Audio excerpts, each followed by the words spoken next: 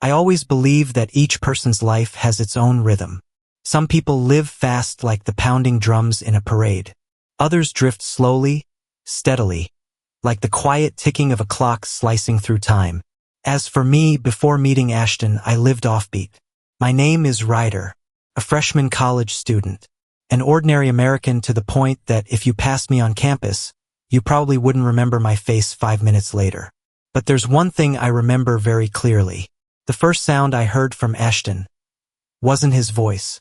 It was a tapping rhythm. That day was the first orientation for new students. The large hall, rows of chairs, cold white lights. I sat in the middle row, back straight, hands on my lap as if preparing for an interview rather than starting college life. I was anxious, not because I was afraid of studying, but because I didn't know who I was in such a crowded place. Then I heard the tap, tap, tap. Soft, steady, patient. I turned around. Ashton was sitting next to me, one leg crossed, fingers tapping on the cover of his notebook. Dark green hoodie, slightly longer than neat brown hair, eyes looking toward the stage but seeming to be somewhere far away. For some reason, I couldn't take my eyes off that movement. That tapping strangely calmed me down.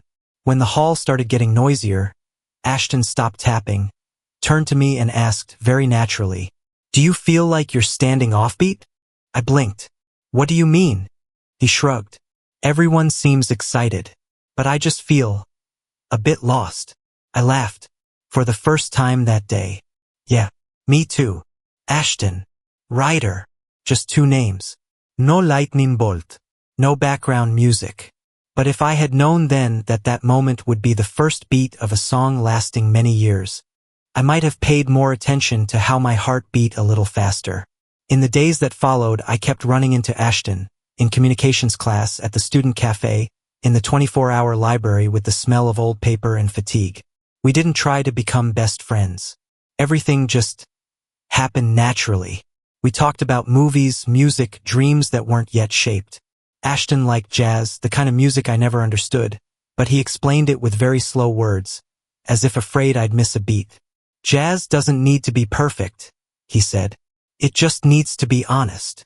I didn't reply, but that sentence stuck with me for a long time. I started to realize something scary. When Ashton was near, I felt on beat, and when he wasn't there, everything shifted a little off. I didn't name that feeling. I didn't dare, because college is where people learn to build their future.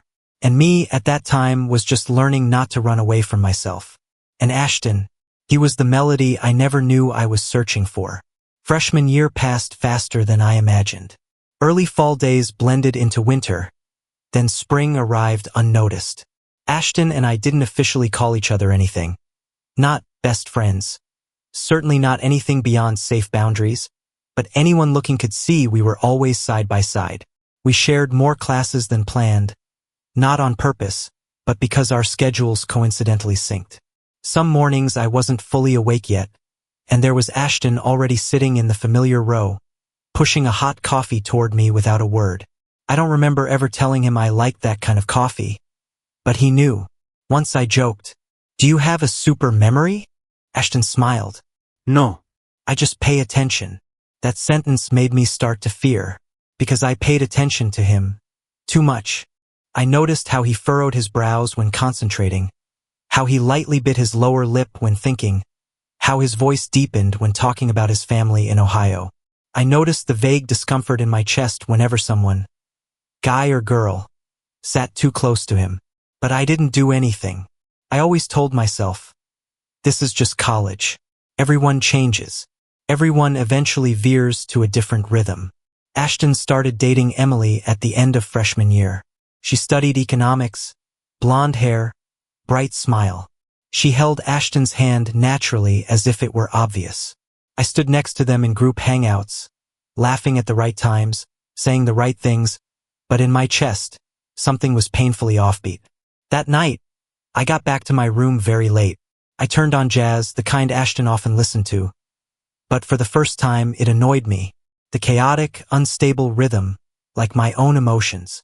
I turned off the music, lay on my back staring at the dorm ceiling, and for the first time in my life, I admitted something I'd been avoiding. I liked a guy. Not maybe. Not let's see. But I liked Ashton. That truth didn't free me. Scared me. I started keeping distance. Not too obvious for him to notice, but enough to protect myself. I made excuses about being busy studying, busy with part-time work, busy with anything. Ashton noticed the change quickly. One afternoon, he cornered me in front of the library. "Ryder," he called, his voice unusually serious. "Did I do something wrong?" I shook my head immediately. "No. Just a bit tired." He looked at me for a long time. That gaze almost made me spill everything. But then he just nodded. "Yeah, if you need space." That distance lasted through the summer. We still texted, but less. Deep conversations turned into superficial updates. Ashton was still with Emily, and I was at home working part-time trying to convince myself everything would be fine. But when sophomore year started, everything changed. Emily transferred schools. Ashton returned to his familiar quiet state, but this time with something heavier. One evening, he texted me, "Are you free? I don't want to be alone." We met at the old stadium on campus, the place few people went at night. The wind blew cold, yellow lights stretching our shadows long on the pavement. Ashton sat on the steps, sighing. "I think I've been trying to live the rhythm others expect." I sat next to him, close enough to feel the warmth. "And it's not okay?" He shook his head. "No. I feel like I'm acting." I said nothing. I was afraid if I opened my mouth, everything would pour out. "Ryder," Ashton turned to me, his voice lowering. "Have you ever felt like you're hiding something?" That question was like a cut. I nodded, very slightly. That night we didn't touch each other. No confessions. No crossing boundaries. But one thing changed forever. We stopped pretending it was just friendship. And when I left the stadium, my heart beat fast, chaotic, as if the music had just shifted rhythm, signaling a climax I wasn't ready for. Sophomore year opened with small but persistent changes. Ashton and I returned to each other's side. Not like before, but like two people learning to walk to a new rhythm, more cautious. We talked more about hard things. Family pressure, fear of labels, and the vague feeling that one wrong step could make everything collapse. One late night, in my dorm room, Ashton played an old jazz track. The music filled the narrow space. He leaned against the desk, eyes closed, fingers tapping softly. Tap, tap, the familiar rhythm from the first day. "I'm scared," he said without opening his eyes. "Scared that if I live true to myself, I'll lose other things." I swallowed hard. "I'm scared too, but I'm more scared of pretending my whole life." Ashton opened his eyes. That look was no longer evasive. He stepped closer, stopping in front of me. The distance between us was now small enough that I could hear his breathing sync with my heartbeat. "If I said I've been thinking about you more than aloud," he said slowly, "what would you do?" I didn't answer with words. Our first kiss wasn't perfect. It was trembling, hesitant, and brief, like an experiment. But when our lips touched the second time, everything settled. No more acting, no more avoiding, just the warm truth spreading in my chest. Afterward, we sat quietly for a long time, foreheads touching. "Where do we go from here?" I asked. Ashton smiled lightly. "One beat at a time." We didn't go public. Not out of shame, but because we needed time. Our love grew in private moments. Late study sessions, falling asleep on the couch, awkward hand holding under the table in class. Sometimes I felt like I was living two lives, one for the world, one for Ashton. Then, in spring of junior year, I got an internship at a media company in Chicago. Ashton stayed behind, focusing on music and freelance projects. The distance wasn't too far, but enough to test us. Nightly video calls became routine. Sometimes the connection lagged, images pixelated, but his voice kept me grounded. Sometimes I was so tired I wanted to hang up, but then Ashton told me about a new melody he was writing, and I'd stay, listening. Distance taught us one thing.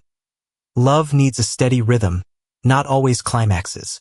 But there were also days when the rhythm broke.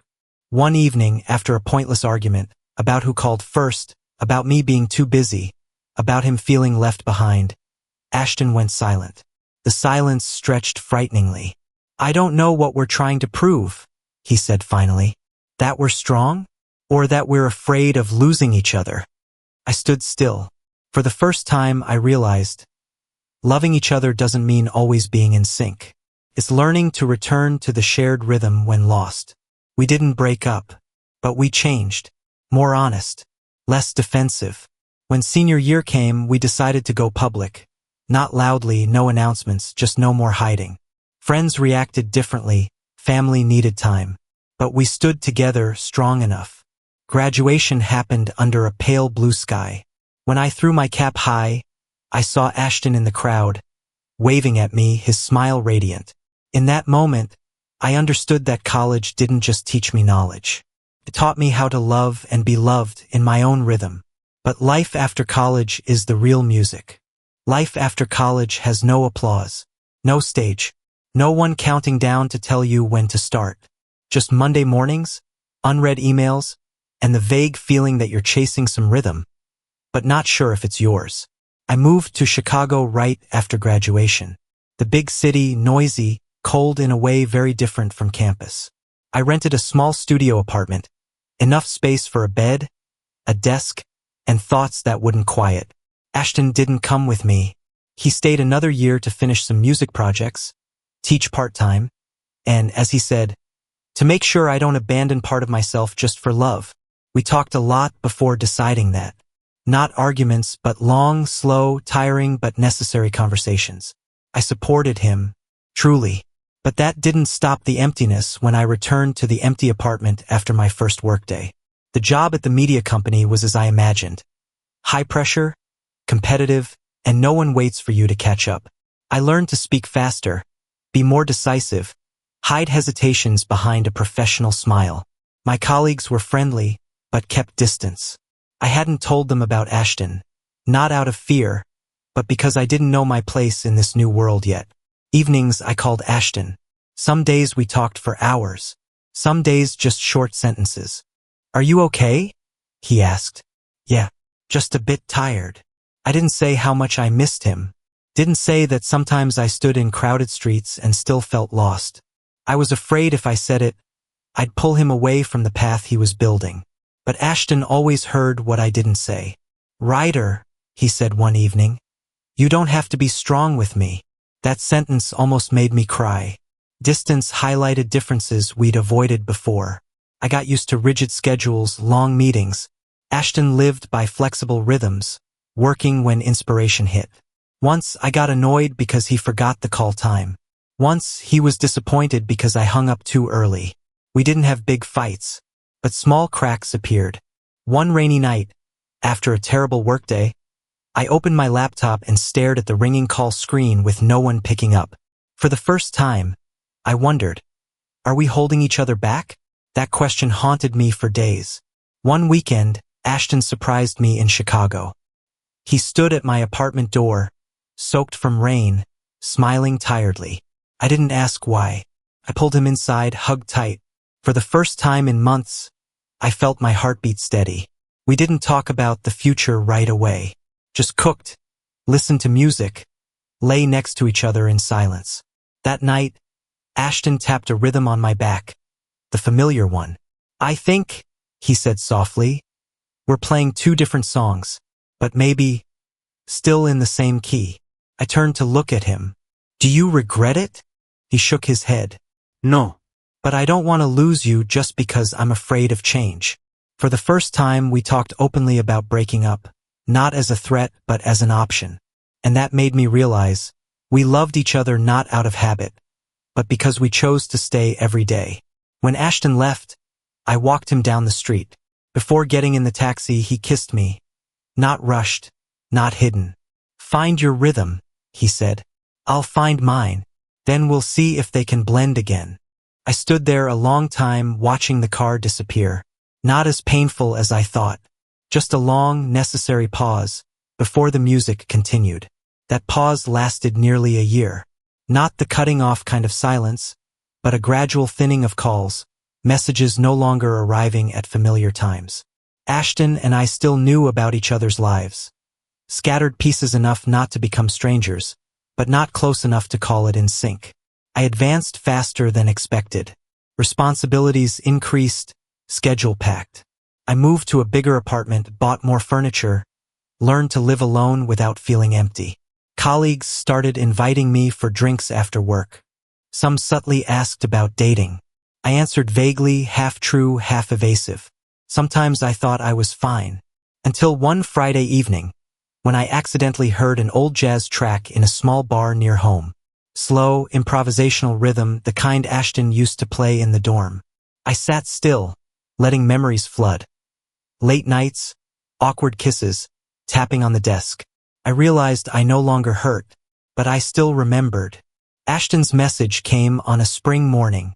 I'm moving to New York soon. Got a long-term music gig for a project. I stared at the screen. New York wasn't Chicago.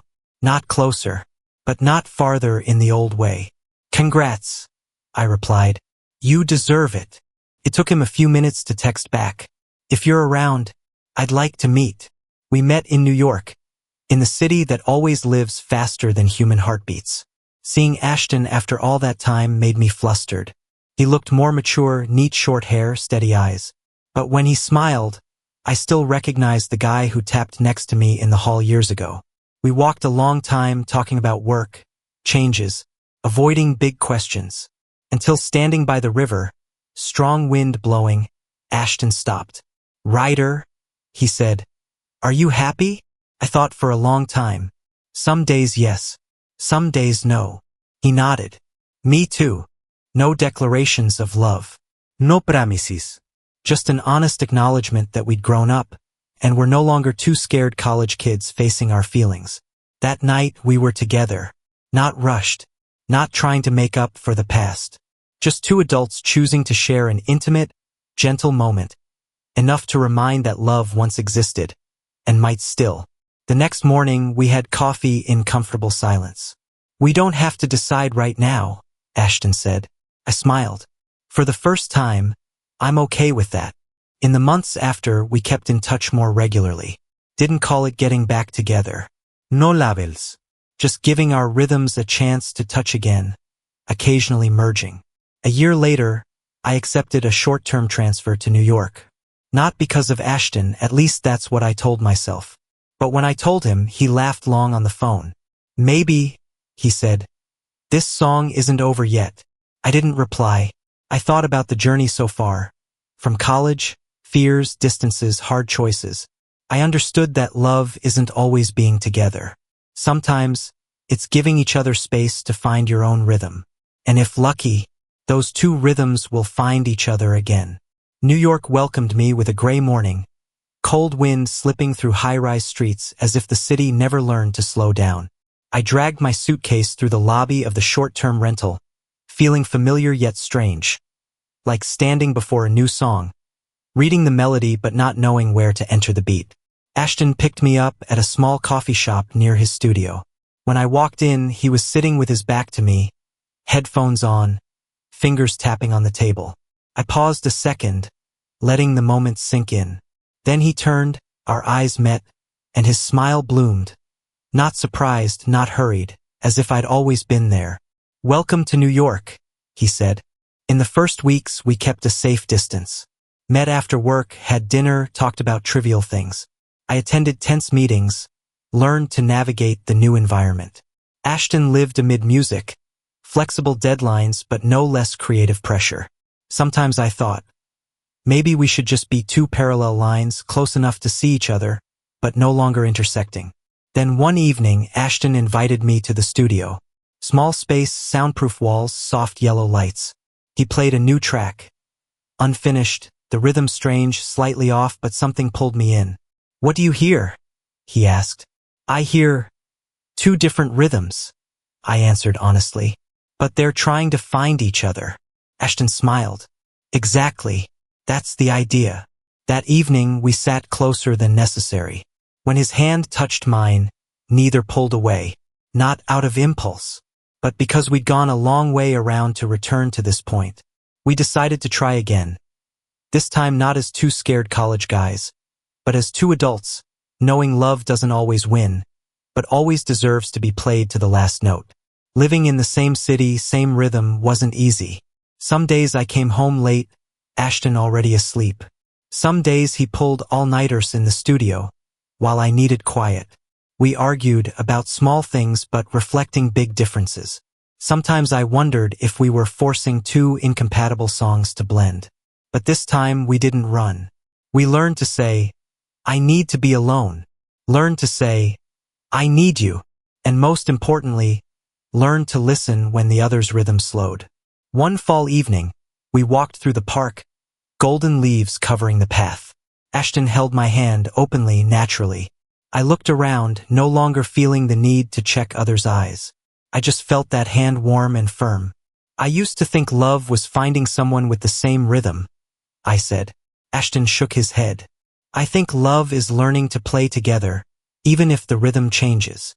I realized, happiness doesn't come as a perfect ending. It comes as a chorus, returning many times, each time understood deeper. And this time, when the rhythm steadied, I no longer feared it would break.